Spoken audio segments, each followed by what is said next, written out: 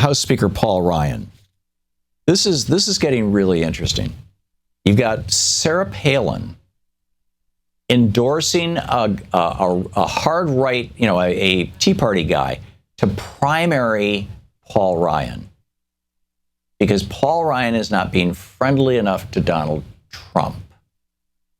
Now, Trump and Ryan are going to meet on Thursday. We all know that Paul Ryan one day wants to, when he grows up, he wants to be president. And maybe he wants to be vice president. Maybe he even wants to be vice president with Trump. I mean, maybe that's what Thursday's meeting's all going to be all about.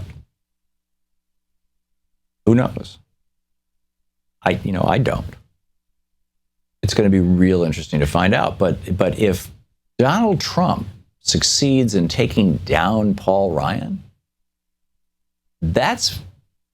Paul Ryan right now represents the institutional, we're here for the billionaires, but we pretend we're not Republican Party, which is the vast majority of the Republican Party.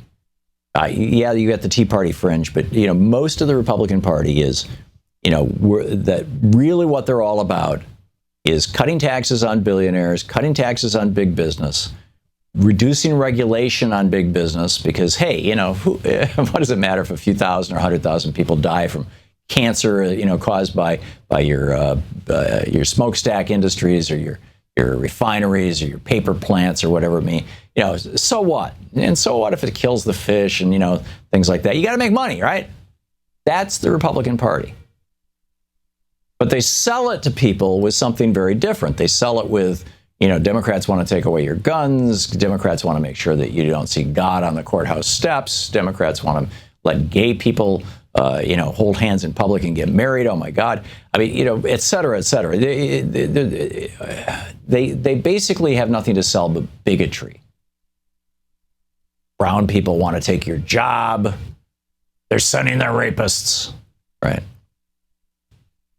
So, but here you have, Paul Ryan saying, I'm not ready to support Trump. You got Jeb Bush on Facebook saying, I will not vote for Donald Trump. You got Mitt Romney saying he won't support Trump. You've got Lindsey Graham saying in good conscience he can't support Trump.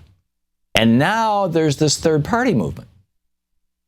And Eric Erickson, the conservative blogger, is apparently leading this thing. The hashtag is Never Trump.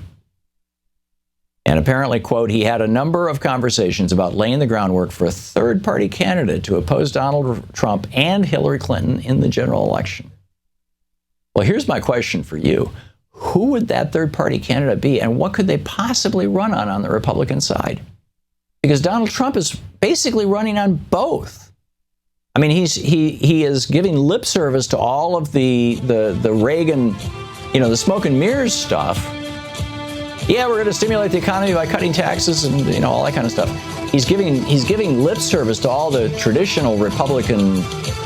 Here's how you bring in the suckers, and yet at the same time he's actually talking to the base when he says to all Americans when he says things like he won't cut Social Security or he wants to bring our jobs home. You're listening to the Thom Hartmann Program. Call 202-536-2370. So who could they possibly run against him? I mean, either they're going to have to expose everything or hide it. I mean, it's how do they do this? To watch more clips from our programs, hit the Watch More Videos button over here. And please be sure to hit the handy-dandy subscribe button so you'll always be up to date. Tag, you're it.